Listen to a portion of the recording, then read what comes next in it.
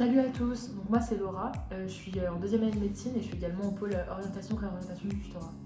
Salut, moi c'est Quentin, je suis étudiant en deuxième année de médecine aussi, je suis en orientation et orientation avec Laura. Du coup, nous au Pôle Oreo, on s'occupe déjà tout ce qui est de l'orientation.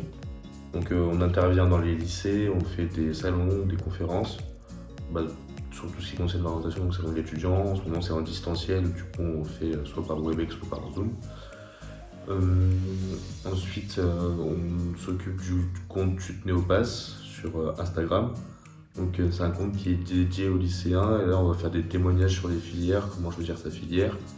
On va faire des témoignages sur les deuxièmes années, donc que ce soit médecine, tout ça. On va faire des Le saviez-vous avec des parties de cours de base ou de LAS et avec des petits thèmes qui changent à peu près tout le temps, des gouttes des yeux qui changent tout le temps. Et ensuite on organise de stages d'immersion au PASS.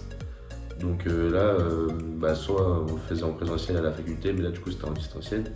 Et c'était sous forme de live YouTube où on faisait des cours, on faisait de la méthodo et ça sur 2 jours. Et on envoyait ça à tous les lycéens qui voulaient venir, on était à peu près 150 et 200. Et on a également, donc là c'est plus pour la partie orientation des lycéens, on a aussi une petite partie orientation des premières années, donc avec notamment des interventions auprès des LAS pour présenter les différentes filières de santé, avec les vidéos sur les différentes filières de santé également accessibles pour les PASS et les PASSES, donc pour savoir quelle filière choisir. Et ensuite on a une grosse partie réorientation. Donc dans la partie réorientation, il y a du coup les jeudis réo que vous avez découvert sur l'Insta du TUT en story. Et donc avec des étudiants qui intervenaient sur leur parcours de réorientation. Et on a également l'UE projet d'études qui appartient un peu à la partie orientation-réorientation. Donc on a eu l'occasion d'organiser du coup en collaboration avec le professeur Subtil pour voir naître cet UE projet et que des étudiants et des profs, etc. puissent intervenir sur cette UE. Du coup, comment est-ce que j'ai su que ce pôle était fait pour moi? En fait, j'avais vraiment, à la sortie de ma première année, envie de témoigner un petit peu ce que j'avais vécu pendant cette première année, et également de parler de tutorat et de parler de l'aide que peut apporter le tutorat auprès des élèves de première année. Et j'avais envie en fait de parler de tout ça à des lycéens, de témoigner sur ce que j'avais vécu, etc. Et de surtout encourager des lycéens à oser venir se confronter à la première année, parce que c'est généralement une année qui fait super peur aux lycéens. Donc c'est vraiment pour cette partie orientation que j'ai eu envie de me lancer au tutorat, mais également pour toute la partie réorientation, parce que beaucoup de mes amis ont dû se réorienter.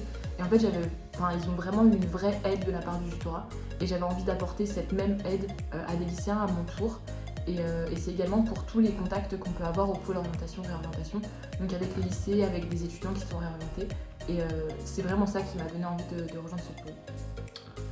Du coup, moi, ce qui m'a donné envie de rejoindre ce pôle, c'était de faire plus connaître le tutorat, parce que quand je suis arrivé en première année, j'avais pas du tout connaissance du tutorat et j'ai découvert le tutorat genre un jour avant la rentrée.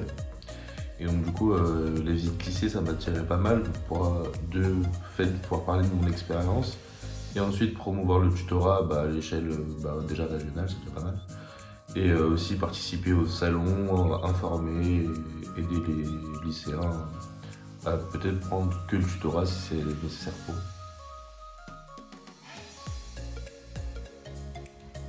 eux. Du coup, pour les aspects compliqués du pôle, moi j'aurais tendance à dire que c'est un pôle qui demande quand même pas mal d'organisation, notamment par exemple pour l'UE projet d'études ou pour les stages d'immersion. En fait, ça demande quand même de réunir un certain nombre, pour l'UE projet, un certain nombre d'intervenants, de prévoir les mails, etc. à l'avance, de prévenir des intervenants, du fait que tout se déroule bien dans les bons horaires, etc. Et également la même chose pour le stage d'immersion, de réunir des tuteurs avec des horaires, etc., d'organiser quelque chose. Enfin, je pense que l'aspect un peu plus difficile du pôle, c'est vraiment ce côté un petit peu organisation. Ouais, les autres aspects un petit peu difficiles, c'est tout ce qui est déplacement. Pour les visites lycée, des fois on peut aller assez loin pour des visites lycée, on a 45 minutes, 1 heure de route. Donc c'est vrai que si on n'a pas le permis et qu'on n'est pas véhiculé, ça peut être contraignant. Mais donc vu que j'ai le permis, ça va, ça passe. Et il y a aussi avec le Covid, là on a pu faire beaucoup moins de visites lycée cette année à cause de la crise, à cause des restrictions sanitaires. Et même il n'y avait pas de salon en présentiel non plus parce que du coup c'était pas possible. Ouais, voilà, cette année c'était aussi l'adaptation en fait, du pôle orientation. Il y a énormément de trucs en présentiel et de devoir en fait l'adapter pour un format un petit peu plus virtuel, etc. Enfin, ça a été un peu la difficulté de cette année aussi. Du coup, quelles sont les qualités requises pour le pôle orientation-réorientation? Donc du coup, je dirais tout d'abord que la principale qualité, quand même, c'est de ne pas avoir peur de prendre la parole à l'oral. Parce que c'est vrai qu'on va quand même faire donc, des visites lycées, où on va parler devant un public, des conférences lors des salons de l'orientation, etc. Aussi lors des journées d'immersion, où on va avoir quand même tendance à souvent prendre la parole devant un public. Et il ne faut pas avoir peur de ça. Je dirais qu'il y a aussi un côté hyper important au niveau de l'organisation et tout, un côté un petit peu rigoureux.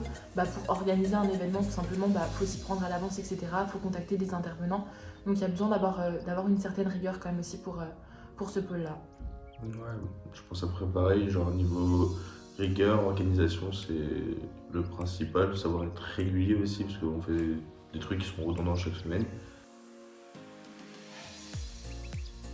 Du coup, quelle est notre relation avec les premières années? Donc du coup, nous c'est vrai on reste un soutien moral, je pense, comme l'ensemble des équipes du tutorat. Et c'est hyper cool parce que du coup, les premières années n'hésitent pas à venir nous parler de sujets auxquels on n'ose pas trop forcément parler avec d'autres gens en fait, et notamment de la réorientation et toutes ces questions-là, etc.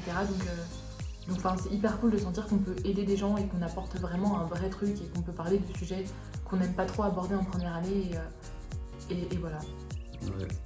On intervient aussi pour le projet avec tous les masters et tous les doubles cursus qu'on peut faire après une fois arrivé en deuxième année de toutes les filières MMOPK et tout ce qu'on peut faire après. Et du coup, il y a des choses qu'on ne sait pas forcément en passe ou en LAS sur la suite de nos études et c'est pour ça que nous on intervient en faisant intervenir soit des chefs de service, soit des médecins, ou soit nos professeurs qui viennent nous parler de la filière.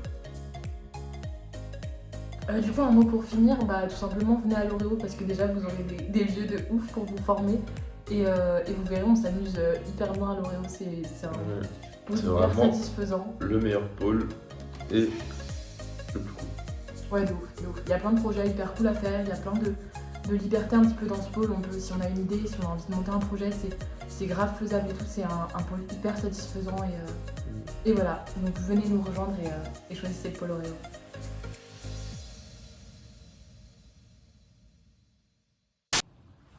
Salut à tous, donc moi c'est Lo. Vas-y, recommence. Donc on va passer par Je vais le faire dans ma chambre. pas chez toi, c'est pas chez moi. Du coup, quels sont les aspects un petit peu plus compliqués du pôle? Moi, je dirais que les aspects un peu compliqués, parfois, c'est que le pôle, c'est quand même un peu. En fait, ils ont tous les aspects compliqués. Ouais, je peux le dire, en vrai, ça me paraît. Du coup, quelles sont les qualités requises pour le pôle orientation-réorientation? Alors, déjà, il faut beaucoup d'humour. C'est un truc bel, Quentin. Du coup, pourquoi ce pôle était fait pour moi? En fait, moi, j'ai toujours voulu. Du coup, moi. En fait, je peux pas te regarder. J'ai l'impression que t'es un